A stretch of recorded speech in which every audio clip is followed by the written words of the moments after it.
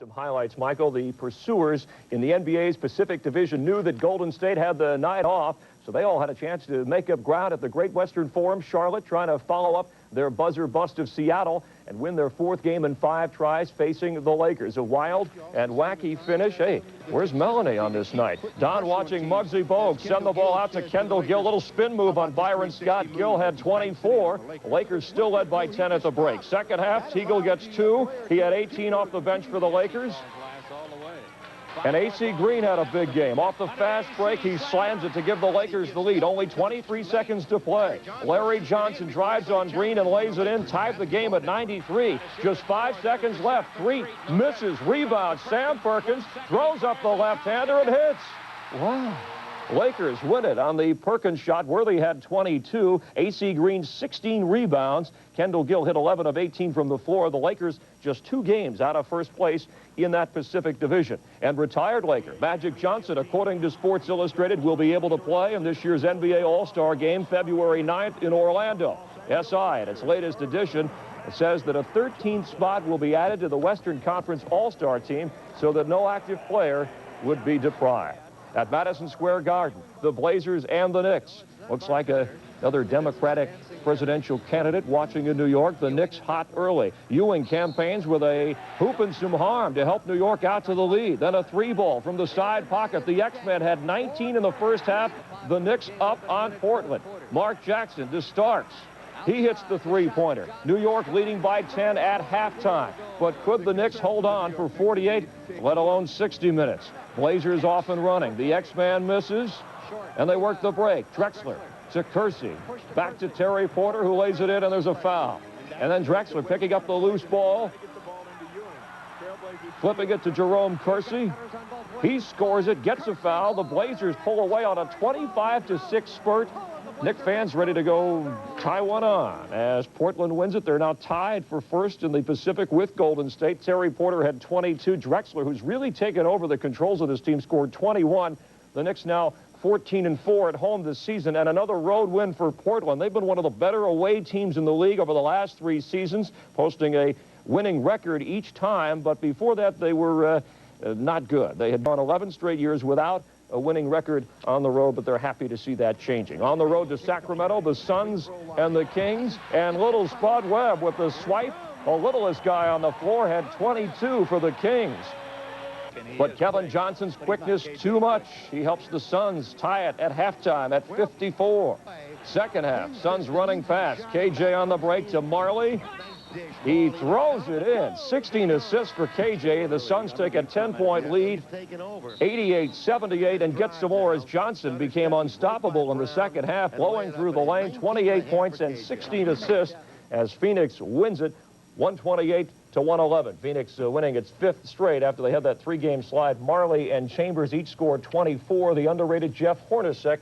In the Bay Area, it'll get busier if San Jose voters approve a tax increase for a new stadium. The Giants' lease at Candlestick Park expires in 1994, and if they get the backing, they will move into a new 48,000-seat stadium in San Jose in 1996. Club owner Bob Lurie labeled this the last and best chance to keep the team in the Bay Area.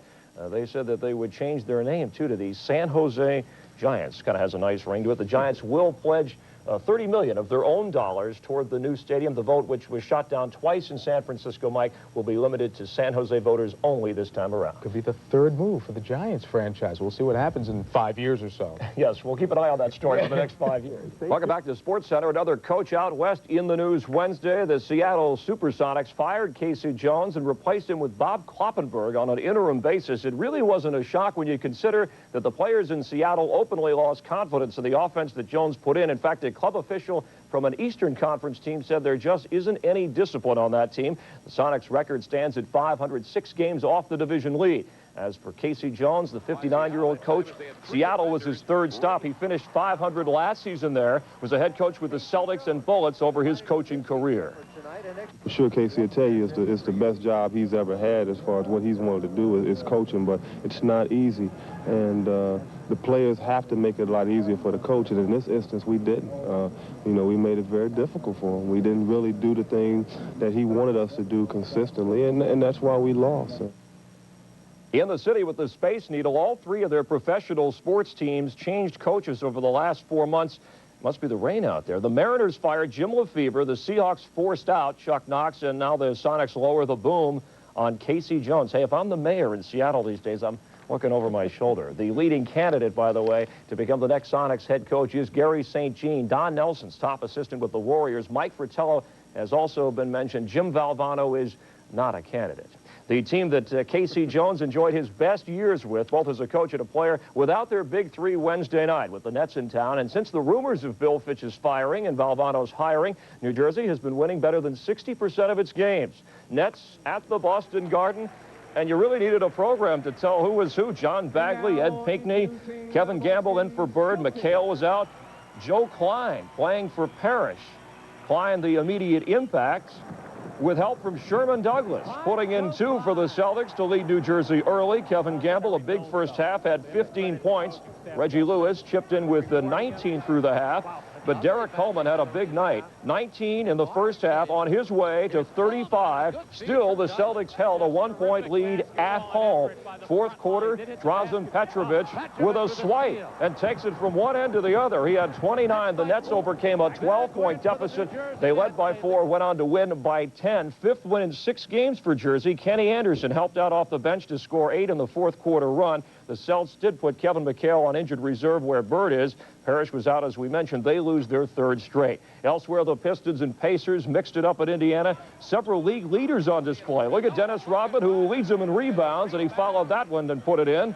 Bob Hill wondering if they can stay with Rodman. Third quarter, Michael Williams, who is the league leader in steals, helps Indiana with a swipe. He had 5 on the night. Then a great move from Isaiah. Switching hands, double pump and off the glass. He had 23. Pistons led by 15 after 3. NBA doesn't keep official stats on this. Rodman adding to his league-leading post-dunk salute, the double finger point. And another non-official category, cheap shots and trash talking. 2 of the NBA's best here, Rodman and Chuck Person going at it. The Pistons get the best of it. Lambeer did score 25. Rodman, as we mentioned, 20 rebounds. All 5 Detroit starters scoring in double figures. The Pistons had lost the previous 2 meetings with Indy, but not this time around. And down in Miami, the Bucks and the Heat. And Brian Shaw, first game in Miami. The dribble drive for 2. He hit 7 of 10 from the floor and had 14 as Steve Smith was watching.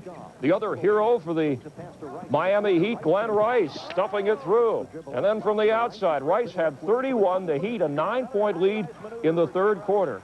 Kevin Lockery observing, and even Bimbo Coles in a start.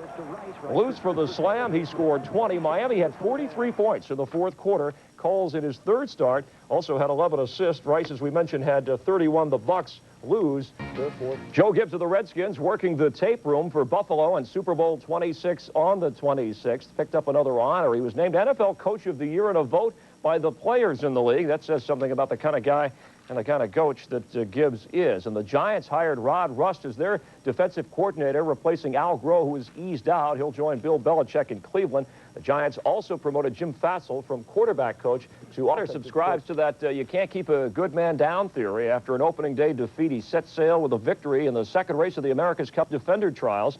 Connor and Stars and Stripes led every mark of the 8-leg, 22.6-mile course on the Pacific. He defeated Jayhawk by the margin of 4 minutes and 10 seconds.